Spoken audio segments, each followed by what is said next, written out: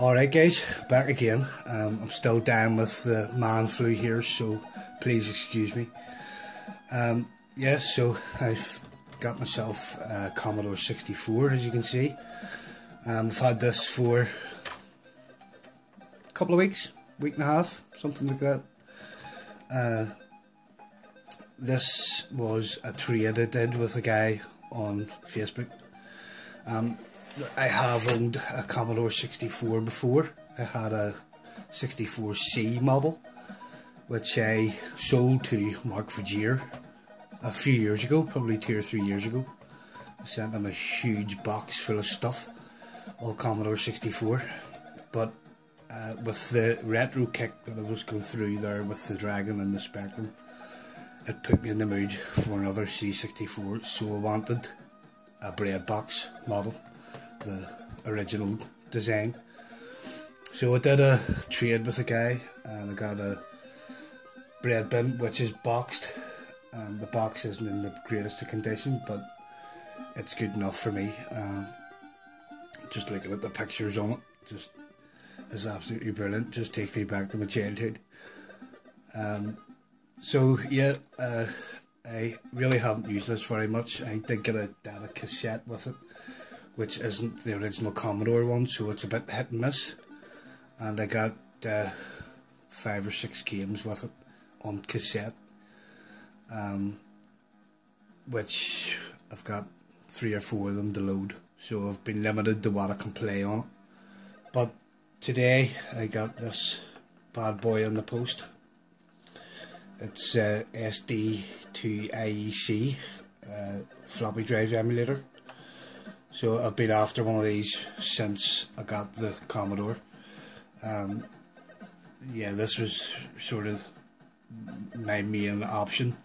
I wasn't going to go down the route of buying original games for it. I just wanted a simple solution where I could load up games and demos quickly, without any fuss. So this just basically takes an SD card. You just put your ROMs onto the SD card and it plugs into the back of the Commodore there. It goes in through the input for the floppy drive, and this red cable just goes into the cassette deck port and just feeds 5 volts into it. So yeah, absolutely fantastic option. Like I said, I only got this today, so I've just been playing about with it this evening. Got a few games working, got a few demos working. Everything I've tried on it so far works perfectly. So as you can probably tell there from the difference in colour, the Commodore 64 is quite yellowed and has a few marks and dings around it. I was going to get some retro bright for it, but I think I'm just going to leave it because I sort of like the fact that it's showing its age, it's showing its battle scars. I did take it apart and clean it on the inside.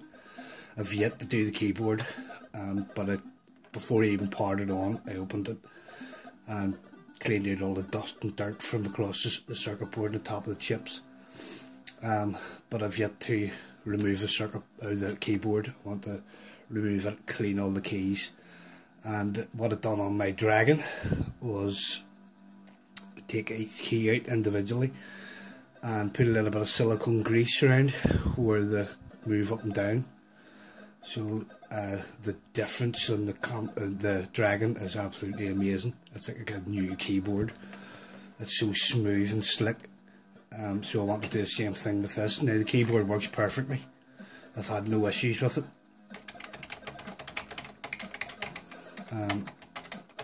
Yeah, so that's what I'm going to do. I'll just pull it apart, I'll clean all the keys and give it a grease with that silicone grease that I have, and that will make it feel, and work perfectly. So I just have a demo running in the background there, which I loaded up from the little SD interface. Yeah, it's running everything I've tried so far. I've put about a dozen demos on it and about 24 games so far, and it's played everything I've tried. They're D64 files, so they're actually disk images that you put on there. So yep, works perfectly. I'm really impressed by this little bit of kit, and I'm equally impressed with the old Commodore 64. I'm really happy to get one of these again. Like I said, I had the 64C model, the one that looks like an Amiga, before, but this is far more nostalgic. I actually used to hang about with a guy when I was a kid who had one of these, a bread bin. Not that I used it very much, but I do remember. Yeah, this was what I wanted. So that's it, guys. Just a quick look at the new computer in my life, and now thanks to the floppy drive interface, the SD2IEC, yeah, I now have full use of this thing. Really, I was limited there for the past couple of weeks and I hadn't really used it. Used it a couple of times to just basically test that it was working, but now that I have that SD reader and I'm free to go, I'm ready to rock and give this thing full use.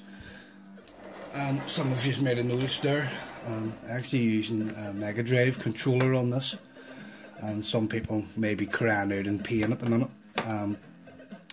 You're not meant to use a Mega Drive controller on a Commodore 64. Apparently certain button combinations can actually send 5 volts back down the wire and into the Commodore and kill it. But what I did was I actually removed the chip out of this, so this has been modified to use with the Commodore. This controller was very generously donated to me by Michael, known as Time Team something or other on here on YouTube. Yeah, so I'd put up a post on Facebook if anyone had a spare Mega Drive controller for this specific purpose, and Michael said yes, I have one here, and he sent it to me for free. He paid the postage and all, wouldn't take a penny for it.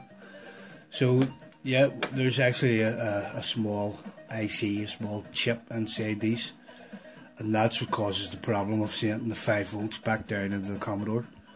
So I unsoldered it, and you bridge a couple of wires across from the pins where the legs of the chip used to be, and it basically just works like an Atari controller now.